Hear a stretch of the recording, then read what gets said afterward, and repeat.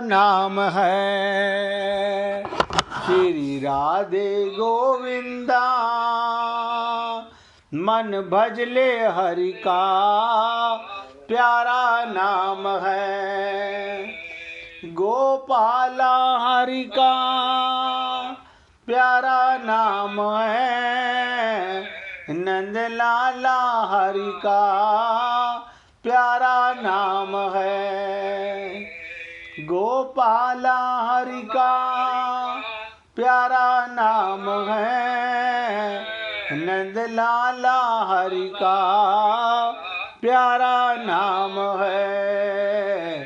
श्री राधे गोविंदा मन भजले हरि का प्यारा नाम है। श्री राधे गोविंदा मन भजले हरि का प्यारा नाम है। गोपाला हरि का प्यारा नाम है। नंद लाला हरि का प्यारा नाम है। श्री राधे गोविंदा मन भजले हरि का प्यारा नाम है। सभी पुण्य आत्मा बहुत एकाग्रचित होकर सुनिएगा। देखिए, अगर कोई चीज समझने में ना आए तो बार बार निवेदन करता हूं, पूछो, आगे मत बढ़ो। हमें कोई जल्दी नहीं है, क्योंकि एक बार पूछने के बाद आगे का रास्ता उतना सरल हो जाएगा। आगे भगवान श्री कृष्ण की वाणी आपको बहुत सरलता से समझ आने लगेगी। यानी एक बार भगवान की तरफ कदम प्रेम बढ़ने लगा, आत्मज्ञान हो गया, निश्चय हो गया, तो कहाँ जा रहे हो? भगवान के पास जा रहे हैं, अपने घर वापस जा रहे हैं। डाउट नहीं, कोई डाउट नहीं। हमें किसी से पूछना नहीं कि हमारा मोक्ष होगा कि नहीं होगा, हमारा भगवत प्राप्ति हमें होगी कि नहीं होगी। ये तो आपको पता होना चाहिए। आप बताओ, आपकी जेब में 500 का नोट हो, आपको डाउट होता है 100 का नोट तो नहीं है? आप 4 बार निकाल के देख लो, नहीं 500 का है। और 10 बार निकाल के देखो तो भी 500 का है। और एक बार में विश्वास हो गया तो भी 500 का है। इसी प्रकार एक धारणा मन में धारो, निश्चय करो। कितना सरल मार्ग भगवान बता रहे हैं। अब करना हमें होगा, हमारी जगह कोई दूसरा व्यक्ति नहीं करेगा। ये धारणा, ये विश्वास आप हम लोगों को करना है। निश्चय कर लें तो समझो भगवत प्राप्ति आपको हो चुकी। डाउट मत करना, ये प्रयत्न मत करना कि इधर फिर जा रहे हैं, उधर फिर जा रहे हैं, उधर फिर जा रहे हैं। ना ना, एक निश्चय, एक धारणा, एक संकल्प कि भगवान था, भगवान है, भगवान ही रहेगा, बाकी सब माना हुआ है।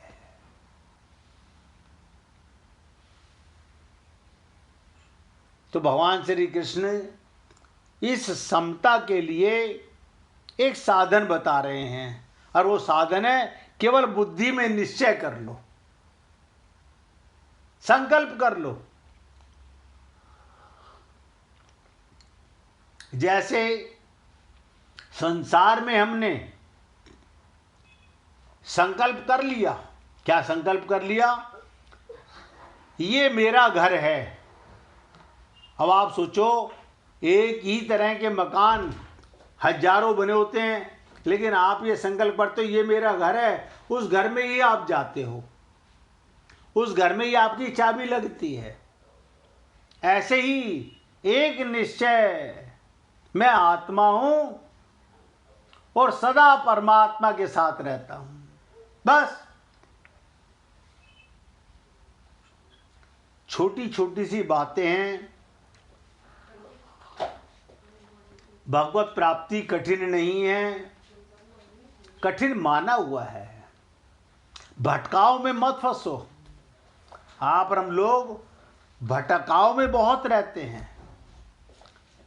हम क्या करते हैं, इधर भी कोशिश कर लेते हैं, उधर भी कोशिश कर लेते हैं, इस डॉक्टर के पास भी जा रहे हैं, उस डॉक्टर, अरे बाबा बस एक संकल्प करो। भगवत प्राप्ति सुनिश्चित हो गई तो हो गई, आत्मज्ञान हो गया, फिर कोई मिटा नहीं सकता। आप बहुत ध्यान से सुनिएगा। छोटी सी चर्चा और इस श्लोक पर करना चाहूंगा कि वास्तविक उद्देश्य एक ही होता है। वास्तविक उद्देश्य एक ही होता है। जब तक मनुष्य का एक उद्देश्य नहीं होता, एक लक्ष्य नहीं होता, एक धारणा नहीं होती, एक संकल्प नहीं होता, तब तक उसके अनंत उद्देश्य रहते हैं। और एक एक उद्देश्य की अनेक अनेक शाखाएं होती हैं और उसकी अनंत कामनाएं होती हैं, और एक एक कामना की पूर्ति के लिए उपाय भी अनेक होते हैं। जब एक धारणा रखो बस भगवत प्राप्ति की, एक धारणा मन में धारो, जो गुरु ने कहा इस देह में हरि मिलत है, हो गया मोक्ष। विश्वास हो गया, बात खत्म हो गई।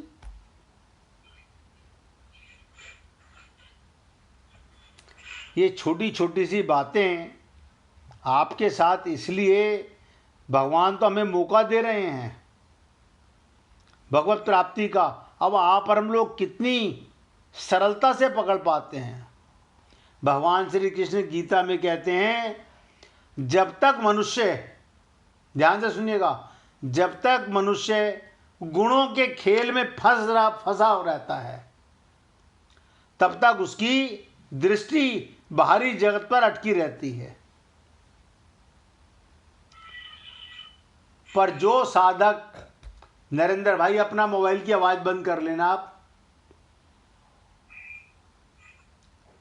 कहते हैं पर जो साधक ये जान लेता है कि परमात्मा गुणों से ऊपर है। आप सोचो, छोटी सी बात है। गीता में भगवान कह रहे हैं निश्चय कर लो,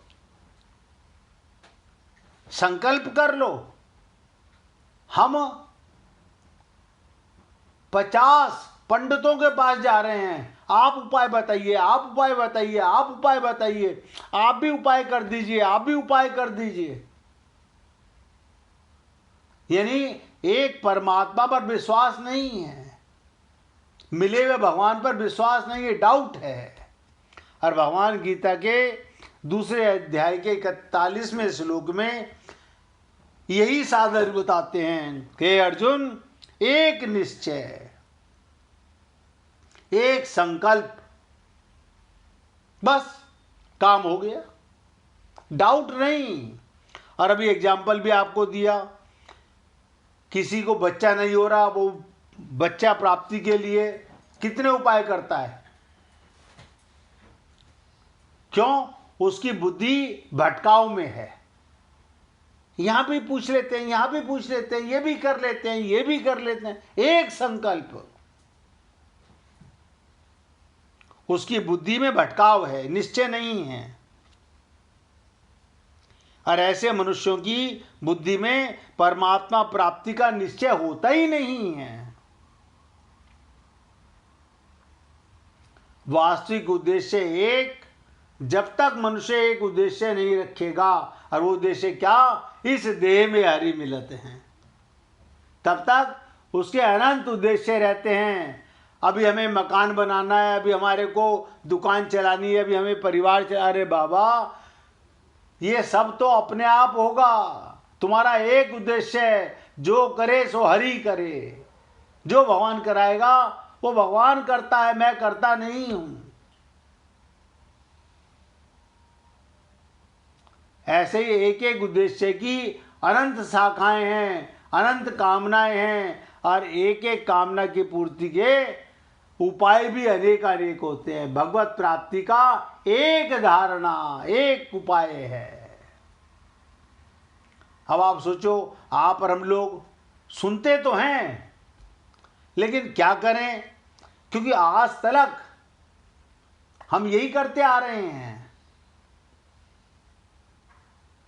हम अपनी बुद्धि को विचित्र विचित्र शाखाओं में बांटे रहते हैं।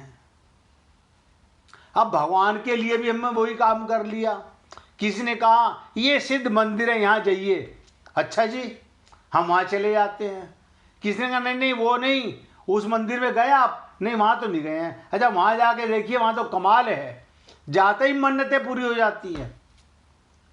हम मूर्ख क्या करते हैं। और आप सोचो, आपके हृदय में भगवान बैठा हुआ है और आप उसको खोजने के लिए कहां कहां भटकते हैं,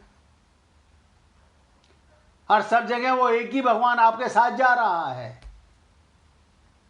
आप बिना भगवान के जा नहीं सकते, लेकिन ये ज्ञान नहीं है।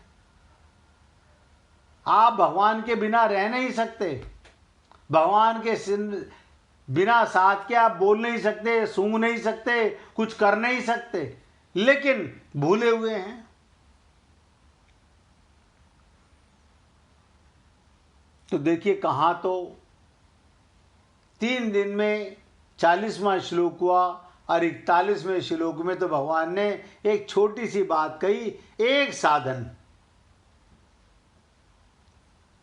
एक धारणा, एक निश्चय।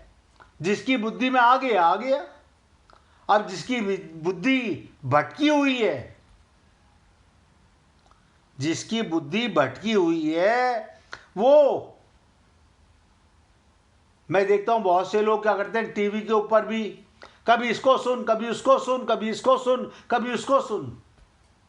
वो अपनी बुद्धि के गुलाम हैं। कभी इस संत को सुन, कभी उस संत को सुन, कभी इसको सुन, कभी इसको सुन।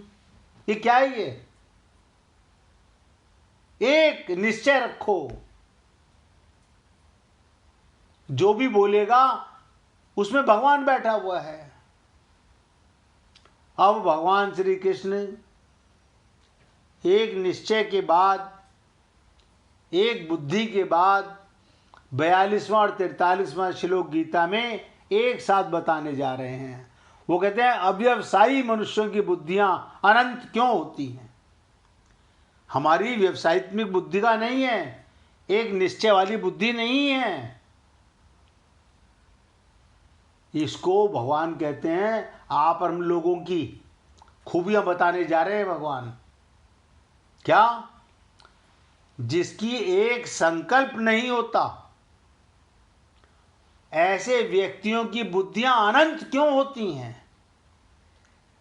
ये बात अर्जुन के माध्यम से आप हम लोगों की अंदर की बीमारी को, जैसे हमारे ब्लड की रिपोर्ट हमारे अंदर की बीमारियां बताती है, ऐसे ही भगवान गीता में हमें मौका दे रहे हैं समझने का कि आप और हम लोग भी सोचें, क्या हम भी इसी तरह से भटकाव वाली बुद्धि में हैं।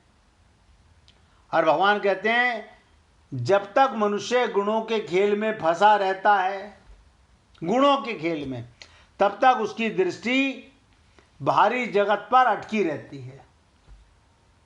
पर जो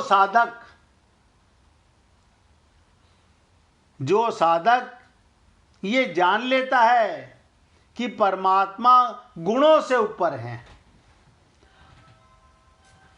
परमात्मा गुणों से ऊपर हैं, स्वयं को भी उनसे परे देखने लगता है, वही वास्तविक सत्य की ओर बढ़ पाता है।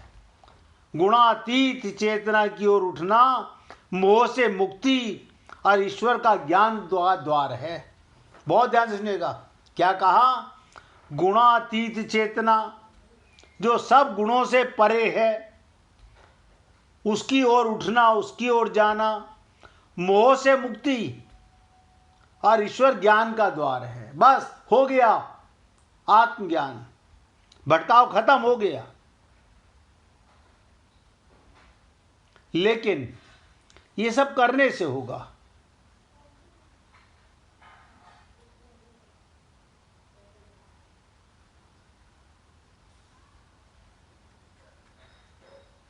ये 42वां और 43वां श्लोक, इसकी चर्चा कल शुरुआत करूंगा, क्योंकि उस श्लोक पर आज सुनोगे, छोटा सा एक्सप्लेन कर देता हूँ, बाकी चर्चा कल करेंगे। और जिस किसी को भजन सुनाना हो वो निकाल के रखना भैया।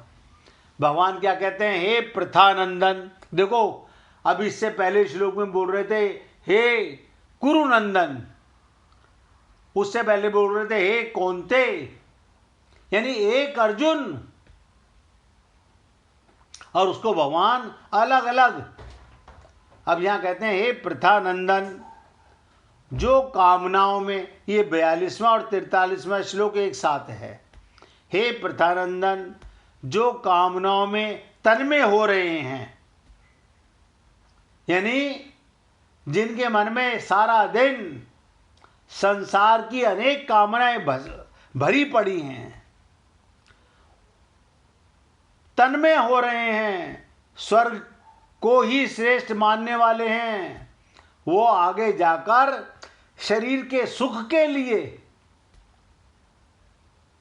शरीर के सुख के लिए स्वर्ग की प्राप्ति करना चाहते हैं। वेदों में कहे हुए सकाम कर्मों में प्रीति रखने वाले हैं। क्या कहा? वेदों में कहे हुए सकाम कर्म। अब आप सोचिएगा, आप हम लोग निष्काम कर्म करते हैं या सकाम करते हैं? स्वार्थ का कर्म करते हैं या निस्वार्थ कर्म करते हैं? कर्म तो सभी करते हैं, ऐसा कोई जीव नहीं जो कर्म नहीं करता। अब आप सोचिए, आप जो भी कर्म करते हो उसमें स्वार्थ है या निस्वार्थ है, सकाम है या निष्काम भाव है। इसलिए भगवान कहते हैं वेद वार्ता, यानी वेदों के कहे हुए अनुसार सकाम कर्मों में प्रीति रखने वाले, यानी भोगों के सिवाय और कुछ है ही नहीं। उनकी दृष्टि में सारा दिन भोग एक प्रकार का मत समझिएगा। व्यक्ति अपनी पांचों ज्ञानेंद्रियों का गुलाम होता है, कोई किसी भोग में, कोई किसी भोग में, कोई किसी भोग में। ये धन भी, ये भोग की एक वो इच्छा है, ये मान सम्मान भी भोग की इच्छा है, कोई ऊंची सीट का पाना भी एक भोग है। तो कहते हैं भगवान उसकी दृष्टि में भोगों के सिवाय और कुछ है ही नहीं। ऐसा कहने वाले वो अविवेकी, बताओ, भगवान की इतनी विचित्र बात कहते हैं, उनका विवेक नहीं जागा। जो जीव भोगों में फंसा हुआ है उसके पास विवेक नहीं है, उसकी बुद्धि संकल्प वाली नहीं है, वो जीव किसी गुरु की शरणागति नहीं है, वो अपने मन का गुलाम, अपनी बुद्धि का गुलाम है और उसका विवेक अभी जागा नहीं है। तो कहते हैं वे अविवेकी मनुष्य इस प्रकार की जिस पुष्पित वाणी को कहा करते हैं, जो कि जन्म रूपी कर्म फल को देने वाली है, भोग और ऐश्वर्य प्राप्ति के लिए बहुत सी क्रियाओं का वर्णन करने लगते हैं। उनकी दृष्टि में बस अनेक प्रकार की कामनाएं, अनेक प्रकार के भोग, अनेक प्रकार के सुख रखते हैं। ये कौन लोग हैं जो निश्चय नहीं कर पाए? हमें भगवत प्राप्ति ही करनी है। हमारे जीवन का एक निश्चय हो गया है, एक संकल्प हो गया है। अब सर फूटे या माथा, मैंने तेरी राह पकड़ ली। लेकिन आप और हम लोग अभी, मैं नहीं कहता हूं, मैं तो यही मानता हूं, हम सबकी बुद्धि एक निश्चय वाली भगवान श्री कृष्ण की वाणी को अमृत स्वरूप मानकर भगवत प्राप्ति की ओर अग्रसर होने वाले हैं। लेकिन भगवान को क्यों बोलना पड़ा कि 99% लोग एक संकल्प वाले नहीं होते, वो भोगों में, यानी जानने के बाद भी कि स्वर्ग लोक मूर्ख लोक है, फिर भी वहां की कामना करते हैं। हे पुण्य आत्माओं, मैं तो आपको अपने शब्दों में निवेदन करता हूं, कल इसके ऊपर चर्चा करेंगे आपके साथ। सुनाना भजन आपको, अभी गुड्डी जी भजन सुनाना चाहती हैं, उनसे भजन सुनिए।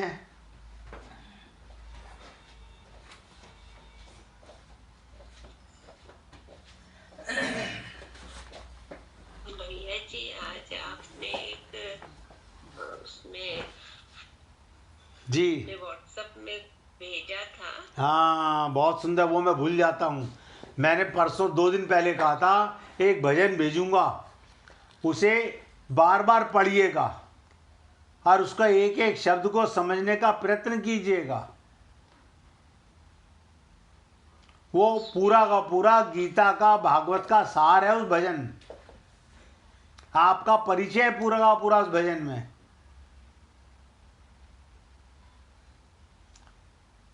अब आपको अगर कुछ पूछना हो भाई जी उसमें कि कौन सी लाइन आपको समझ नहीं आई, उसका अर्थ समझ नहीं आया, उसकी कल चर्चा करेंगे। क्योंकि मैं भी भजन को सामने निकाल करके आप बताना कौन सी लाइन के अंदर आपने, देखिए मैंने सबसे निवेदन किया था 2-3 दिन पहले कि मैं वो भजन भेजूंगा सत्संग ग्रुप पे। नरेंद्र भाई ने देखा, आपने देखा, हमारे एक मित्र है विजय वर्गीय, उन्होंने देखा, लेकिन आपने पूछने का प्रयत्न किया। और मैं आपको क्या कह रहा हूं, वो आपका पूरा का पूरा निचोड़ है जीवन का, अगर जान जाए तो। वो थोड़ा बताइएगा। कल बताते हैं आपको, ना ठीक है भाई जी, कल उसके ऊपर चर्चा करेंगे। आज सुन लीजिए भजन, सुनाइए जी। नटवर नागर नंदा भजो रे मन गोविंदा। नटवर नागर नंदा भजो रे मन गोविंदा। श्याम सुंदर मुख चंदा भजो रे मन गोविंदा। श्याम सुंदर मुख चंदा भजो रे मन गोविंदा।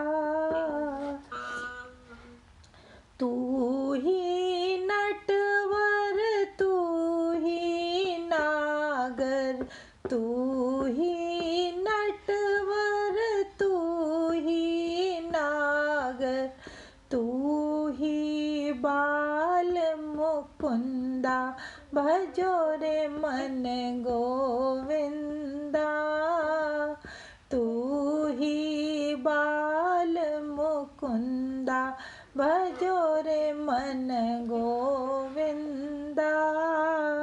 नटवर नागर नंदा भजो रे मन गोविंदा।